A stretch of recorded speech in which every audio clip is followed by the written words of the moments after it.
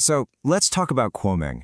You've probably heard people slap a label on her, right? Femme fatale or, just plain crazy. But does that really fit? It just feels way too simple. So today, we're going to dig deeper. We're going to peel back the layers and ask the big question. Do we really understand what's behind her so-called madness? Okay, so first things first, you've got to understand her two completely different worlds. When she's on stage, wow, she's just captivating. Red lips, those enchanting eyes. She pours every ounce of her soul into that microphone. You just feel this incredible magnetic warmth. But then, the moment she steps off stage, whoosh, it's like a switch just flips. One look from her is so icy, so sharp, it could literally stop you in your tracks. So what on earth is going on there? And this is where it gets really interesting, because it's not some kind of split personality, not at all. The show makes it crystal clear. These are two survival masks. Think about that. Not two people, but two masks, and both of them are absolutely critical for her to just survive the brutal world she's in.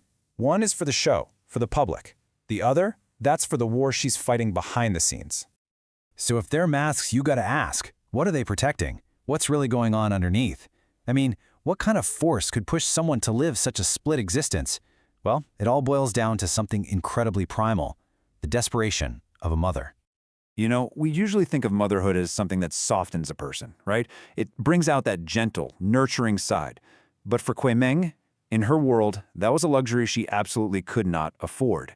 Being soft, for her, wasn't just a weakness, it was a death sentence. No, motherhood didn't make her soft. It made her grow fangs. In a world that was ready to just chew her up and spit her out, and her child along with her, she had no choice. She had to become the predator.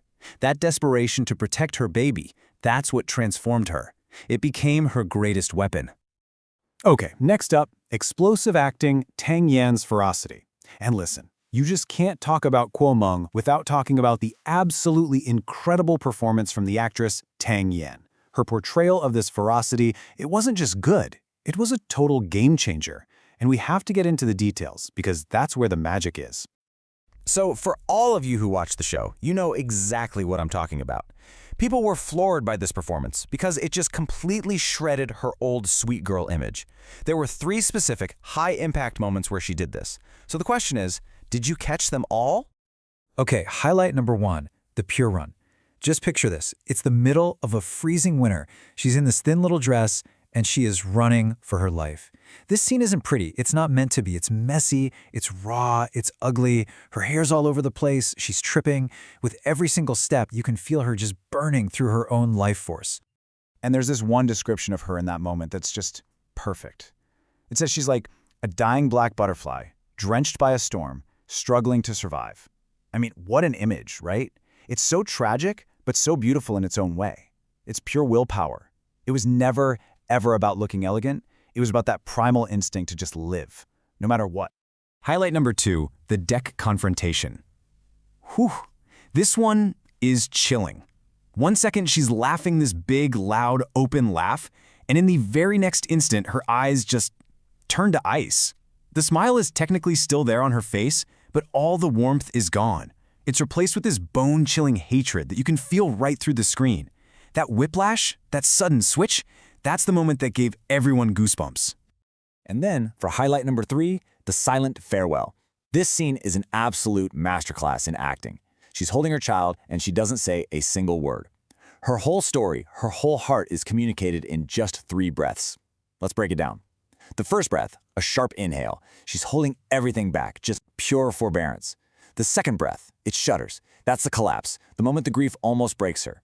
And the third breath, it's slow, it's cold, it's absolute terrifying resolve. Grief, love, fury, an entire epic, all without a single word. Which brings us to our next section, why we resonate, us and Kwoming. I mean, it's obvious, right? This character, this performance, it hit a nerve, a big one. But why? Why her? Why did the story of Kwoming connect with literally millions of people on such a deep personal level?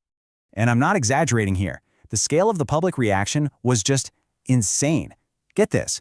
On social media, the hashtag about the truth of her death pulled in over 700 million reads. Let that sink in. This wasn't just another character in a TV show anymore. Her story became a massive cultural conversation. So it really makes you wonder, doesn't it? How can the death of one fictional character get 700 million views? What is it about her fate, that grabbed a hold of so many of us and just wouldn't let go? Well, I think the answer is pretty simple. In the end, her story wasn't just about her. It's because we see ourselves in her. Think about it. She's every single one of us who's ever been backed into a corner by life, with absolutely nowhere else to go. That ferocious need to protect her child? That's the same fire we feel for the people we love. Her so-called madness? It's not madness. It's the weapon you create when you have no other choice. She is that tiny, unbreakable part inside all of us that just refuses to give up, refuses to lose. And really, it all comes down to this one powerful, heartbreaking idea. Her ferocity, her madness, it was all just armor, the most tragic and yet the most beautiful armor a mother could ever forge for her child, especially in a world that refused to protect them.